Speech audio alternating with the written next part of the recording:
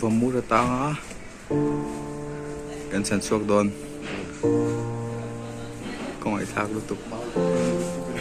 I think I kan chhanchhuak te ngo